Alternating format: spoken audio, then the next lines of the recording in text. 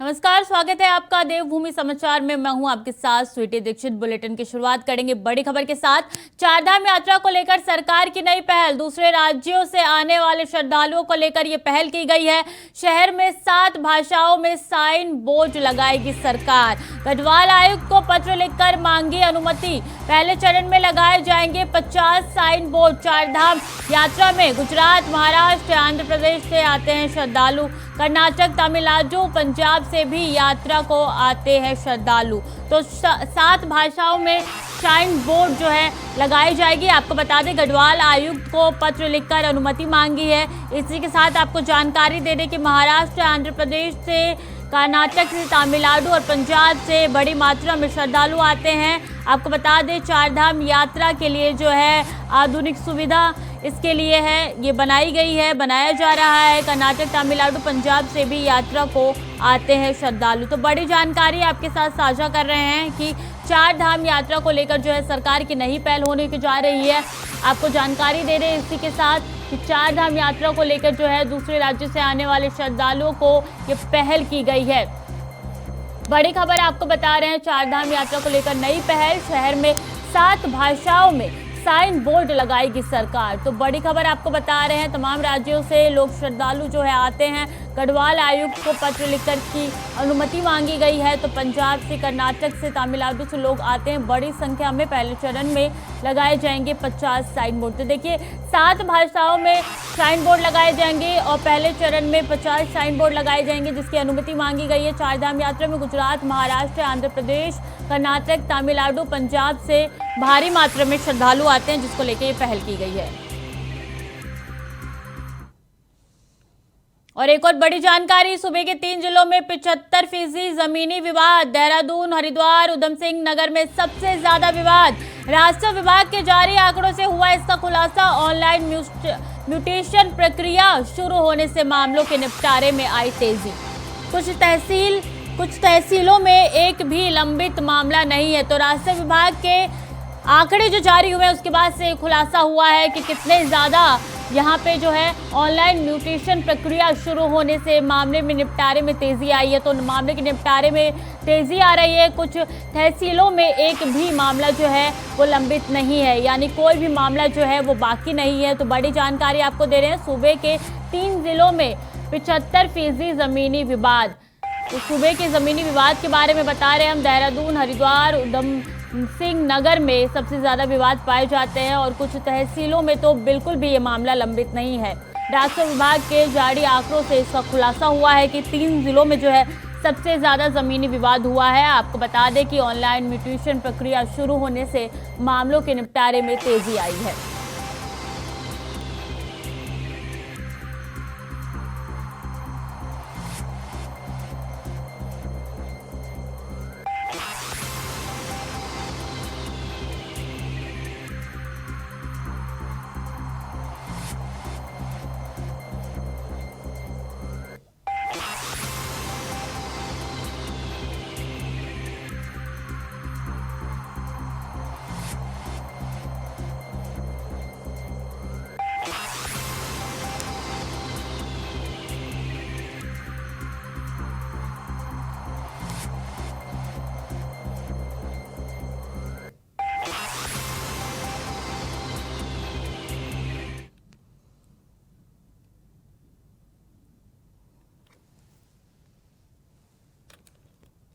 बड़ी खबर, बिजली संकट से निपटने के लिए केंद्र के भरोसे राज्य सरकार कल दिल्ली में होगी बिजली संकट को लेकर बड़ी बैठक में बिजली संकट से निपटने के लिए होगा मंथन। गैस संयंत्र में बिजली आपूर्ति करने पर होगा फोकस। राज्य को केंद्र से मिलती है विशेष कोटे की 300 मेगावाट बिजली। कल दिल्ली में होगी बिजली संकट को लेकर बड़ी बैठक। तो जानकारी दे रहे हैं कि बिजली संकट के निपटारे के लिए मंथन शुरू होने वाला है। आपको बता दें कि राज्य को केंद्र सरकार से विशेष कोटे से जो है 300 मेगावाट बिजली मिलती है। तो 300 मेगावाट जो बिजली है वो राज्य को मिलती है केंद्र सरकार से। बड़ी जानकारी आपको दे रहे हैं, बिजली संकट को लेकर ये बड़ी बैठक होने वाली है। इस पे पूरा मंथन होगा, किस तरीके से बिजली का जो भी संकट है उसका निपटारा किया जाए। तो दिल्ली में इसकी बड़ी बैठक बैठक होनी है, इस पे मंथन होगा। और आपको जानकारी दे दें कि राज्य को केंद्र सरकार से तकरीबन स्पेशल कोटे से जो है मेगावाट 300 मेगावाट बिजली मिलती है। तो दिल्ली में इसकी बड़ी बैठक होनी है, किस तरीके से बिजली का जो भी संकट है उससे निपटारा करे, उसका समाधान निकाले।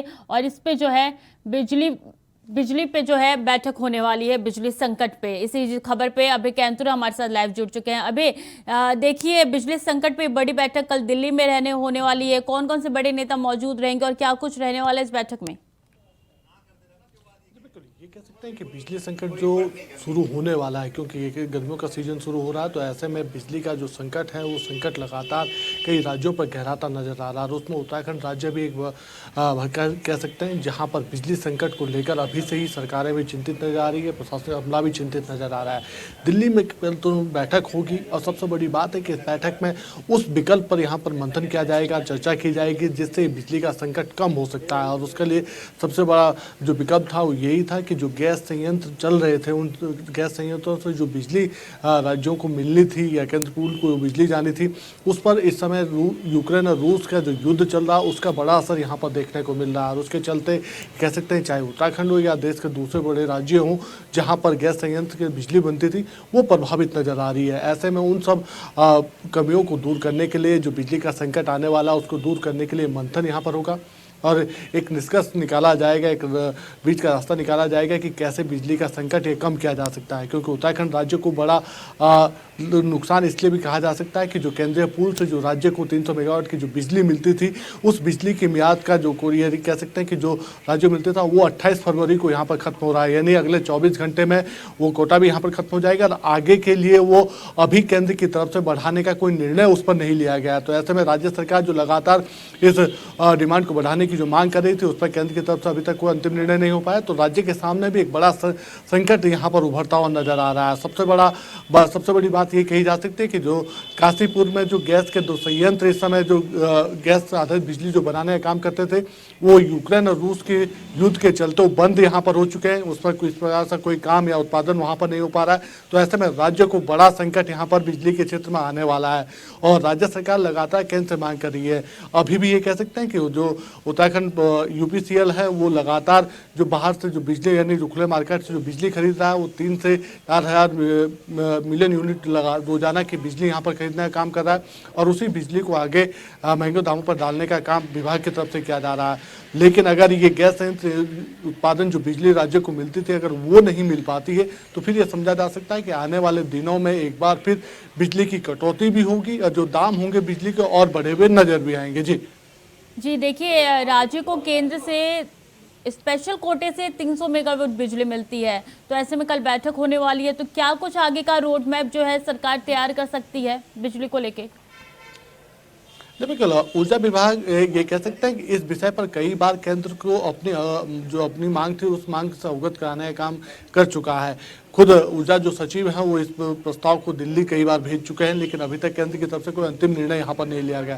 क्योंकि उत्तराखंड राज्य कह सकते हैं कि हिमालय राज्यों में है, ऐसे में उत्तराखंड राज्य के ये जो 300 मेगावाट बिजली जो मिलती थी ये स्पेशल कोटे के तहत यहाँ पर मिलती थी और वो स्पेशल कोटा ये कह सकते हैं कि 28 फरवरी को समाप्त हो रहा है और आगे अभी तक कोटे को रिन्यू करने का काम केंद्र की तरफ से नहीं किया गया। तो लगातार राज्य सरकार के सामने संकट है। ऐसे में खुद ऊर्जा जो मंत्री हैं वो लगातार बात भी यहाँ पर कर रहे हैं, केंद्र से लगातार मांग कर रहे हैं कि जो राज्य का जो कोटा था उस कोटे को आगे बढ़ाने का काम किया जाए ताकि राज्य को एक बड़ी राहत यहाँ पर मिल सके। इसके अलावा केंद्र से सिफारिश जो दूसरी मांग है वो यही है कि जो गैस आधारित जो संयंत्र यहाँ पर बंद हुए हैं जिससे बिजली का उत्पादन किया जा सकता था उनको पुनः वापस यहाँ पर संचालित किया जा सके ताकि राज्य को उससे लाभ यहाँ पर मिल सके और बिजली की जो आपूर्ति है वो निरंतर रूप से आगे बढ़ती रहे।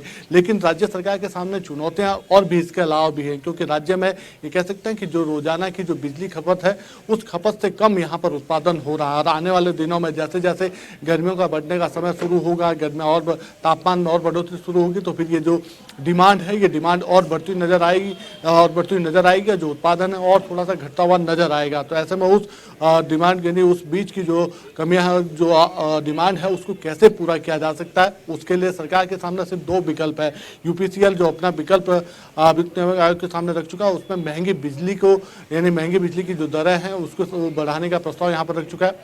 लगभग 15% की बढ़ोतरी उसमें हो सकती है, और अगर इसी प्रकार से ये डिमांड बढ़ती रही तो फिर ये समझा जा सकता है कि उत्तराखंड में आने वाले दिनों में जो बिजली के जो दाम होंगे और बढ़े हुए नजर आएंगे, और उपभोक्ताओं का जो जेब है वो और हल्का होता हुआ भी नजर आएगा। जी जी जैसे कि बिजली पे जो है संकट देखने को मिल रहा है, तो क्या सरकार ने किसी बिजली विभाग के एक्सपर्ट से बातचीत की है? उन्होंने कोई बीच का रास्ता दिया है कि किस तरीके से आगे जाके ये प्रॉब्लम सॉल्व हो सकती है? बिल्कुल, राज्य सरकार अपने स्तर पर काम यहाँ पर जरूर कर रही है, लेकिन ये समझा जा सकता है कि जो सरकार के जो एफर्ट्स हैं या जो विभाग जो अपने काम यहाँ पर कर रहा है, उसमें अभी भी ढुलमुल रवैया यहाँ पर देखने को मिल रहा है। सबसे बड़ी बात ये कि जो लाइन लॉस विभाग के सामने सबसे ज़्यादा चुनौती है, उस चुनौती से निपटने के लिए कोई कारगर कदम अभी तक नहीं उठा पा रहे हैं, और इसके ये समझा जा सकता है कि विभाग के सामने जो संकट है और गहराता हुआ भी नजर आ रहा है।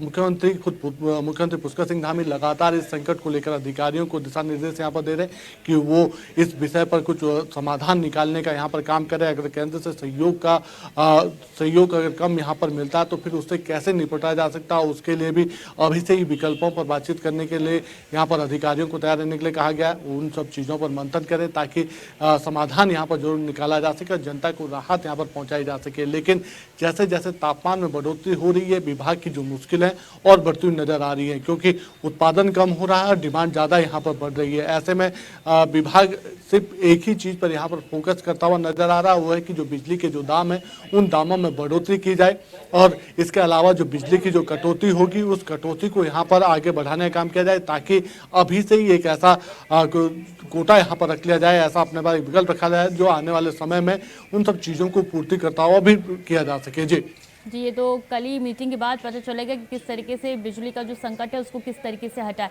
बहुत बहुत शुक्रिया आपका तमाम जानकारी हमारे साथ साझा करने के लिए। खबरों में आगे बढ़ेंगे। बड़ी खबर, देहरादून खनन माफियाओं के हौसले बुलंद होते हुए नजर आ रहे हैं। खाकी वालों पर भी हमला करने से नहीं चूक रहे हैं बदमाश। जांच के लिए गए सिपाही पर माफियाओं ने ट्रैक्टर चढ़ाया, गंभीर रूप से घायल सिपाही अस्पताल में भर्ती कराया गया। कैंट थाने में तैनात सिपाही के साथ वारदात किया गया। बता दें, वारदात के बाद आरोपी फरार है। अवैध खनन की शिकायत की जांच को गया था सिपाही।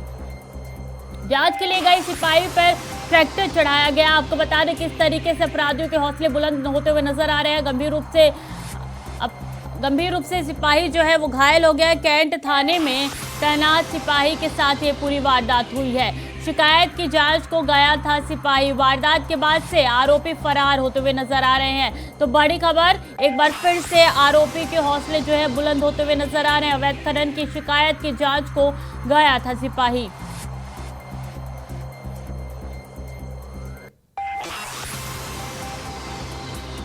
देहरादून में खनन माफियों के हौसले बुलंद होते हुए नजर आ रहे हैं। सिपाही पे ट्रैक्टर चढ़ा दी, खाकी वालों पर भी हमला करते हुए नहीं चूक रहे हैं।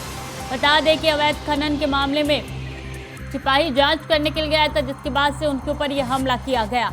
जांच के लिए गई सिपाही पे माफियाओं ने ट्रैक्टर चढ़ाया, गंभीर रूप से घायल है और सिपाही इस वक्त अस्पताल में भर्ती है।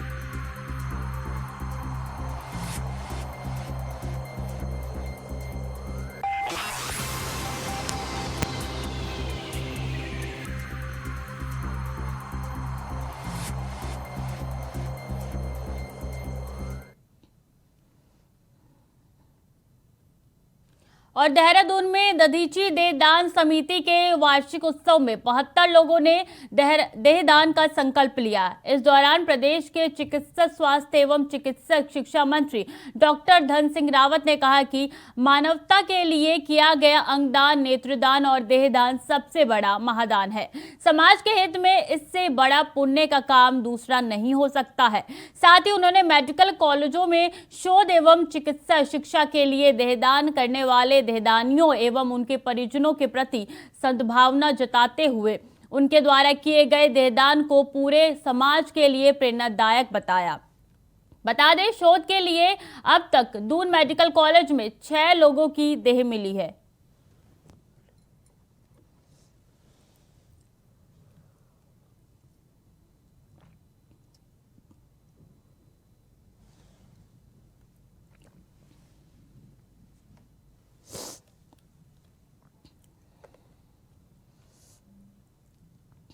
और सितारगंज में एक पेड़ पर लटकी मिली युवती की लाश के मामले में युवती के परिजनों और किसान नेता जगतार सिंह बाजवा ने प्रेस कॉन्फ्रेंस कर सितारगंज पुलिस की कार्यशैली पर सवाल खड़े किए हैं।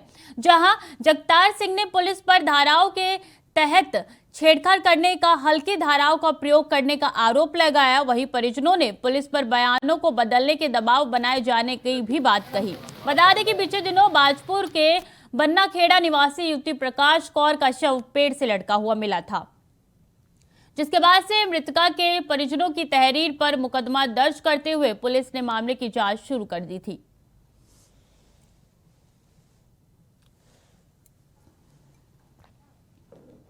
ये गांव बन्ना खेड़ा बाजपुर की एक बेटी है, किसान की बेटी है प्रकाश कौर, जो 19 तारीख को अपने घर से अपनी सहेली से मिलने गई थी और सितारगंज में 20 तारीख को उनकी लाश जो है वो पेड़ से लटकती हुई मिली।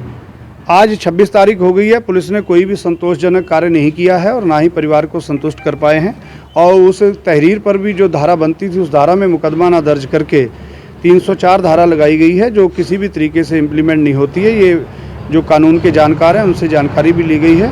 तो पुलिस की कार्यप्रणाली से ये परिवार पूरी तरीके से डरा हुआ है और हम ये मांग करते हैं कि इनको न्याय मिलना चाहिए और अगर न्याय नहीं मिला तो फिर आगे आंदोलन होगा। ये गांव बन्ना खेड़ा बाजपुर की एक बेटी है, किसान की बेटी है प्रकाश कौर, जो इंसाफ नहीं मिल रहा है। 1 हफ्ता हो गया, अभी तक इंसाफ नहीं मिल गया। इंसाफ चाहिए हमें। हाँ, लड़की मेरी मार के लटका दी है। हमारी सुनाई नहीं हो रही है, अभी इतने दिन हो गए। कातिल कौन कर रहा है, कौन नहीं किया। पुलिस वाले क्या कह रहे हैं, वो हमारी सुनाई नहीं कर रहे और क्या कह रहे हैं। इंसाफ नहीं मिल रहा है। 1 हफ्ता हो गया, अभी तक। और अप्रैल महीने से शुरू होने वाली चारधाम यात्रा को सुरक्षित बनाने के लिए सरकार ने कमर कस ली है। इस दौरान चारधाम यात्रा मार्गों पर 170 ड्रोन से नजर रखी जाएगी। ये ड्रोन अलग अलग स्थानों पर बनने वाली यात्रा सुविधा केंद्रों के आसपास तैनात रहेंगे। उत्तराखंड सरकार चारधाम यात्रा को लेकर किसी भी तरीके से कोई कसर बाकी नहीं रखना चाह रही है। पुष्कर सिंह धामी लगातार चारधाम यात्रा व्यवस्थाओं के मॉनिटरिंग कर रहे हैं। वहीं प्रदेश प्रवक्ता हनी पाठक ने कहा है कि प्रदेश में आने वाले श्रद्धालुओं को किसी प्रकार की दिक्कत ना हो और यातायात व्यवस्था सुचारू रह सके, जिसको लेकर इस बार चारधाम यात्रा मार्गों की निगरानी ड्रोन कैमरे से रखी जाएगी।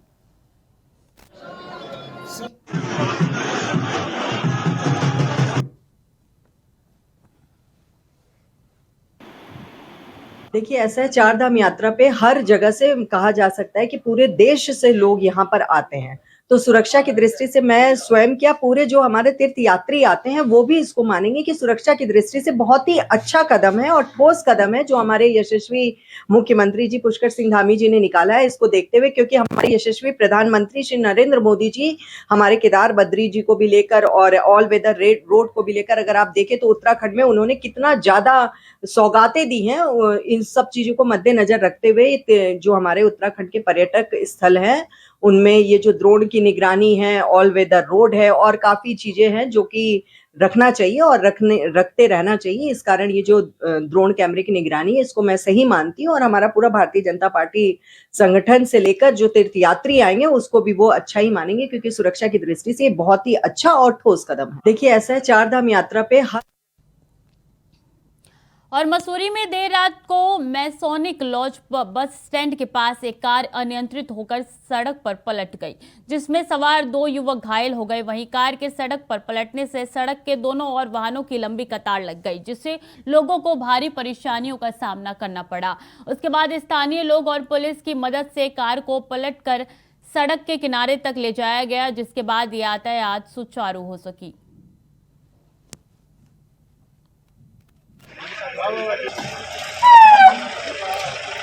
क्या कर रहे हो यार? मैं अपनी दुकान के बाहर खड़े थे। खड़े होने के बाद में ये आए बहुत स्पीड से। आने के बाद में इन्होंने इसके पीछे वाली गाड़ी में मारी, उसके बाद में इनकी गाड़ी पलट गई। फिर एकदम से हम भाग के आए। भाग के आने के बाद में हमने देखा तो। और बड़ी खबर देहरादून से, मौसम विभाग ने जारी किया अलर्ट। पहाड़ों पर बारिश होने की चेतावनी जारी की है। मैदान में ओलावृष्टि का येलो अलर्ट जारी। अगले 4 दिनों के लिए चेतावनी। उत्तरकाशी, चमोली और पिथौरागढ़ में बर्फबारी के आसार। 1 और 2 मार्च को हो सकती है हल्की बारिश। तो पहाड़ों पर बारिश की चेतावनी जो है मौसम विभाग ने जारी कर दी है। आपको बता दें ओलावृष्टि की भी चेतावनी जारी किया गया है। येलो अलर्ट मौसम विभाग ने जारी किया है। 1 और 2 मार्च को हल्की बारिश हो सकती है। अगले 4 दिनों तक चेतावनी जारी की गई है। उत्तरकाशी, चमोली और पिथौरागढ़ में बर्फबारी के आसार भी नजर आ रहे हैं। मौसम विभाग ने येलो अलर्ट जारी कर दिया है। 1 और 2 मार्च को हल्की बारिश हो सकती है। और होली के त्योहार के चलते राजधानी देहरादून में रेलवे यात्रियों को आज जीआरपी पुलिस ने जागरूक किया। इस दौरान रेलवे स्टेशन पर अभियान चलाकर जीआरपी पुलिस ने ट्रेन के अंदर चेकिंग की। साथ ही यात्रियों को पुलिस ने गौरव शक्ति ऐप की जानकारी दी। वहीं जीआरपी थाना अध्यक्ष का कहना है कि होली के दौरान लोगों की काफी आवाजाही रहती है और ऐसे में लोगों को जागरूक करने के साथ ही चेकिंग अभियान भी चलाया जा रहा है।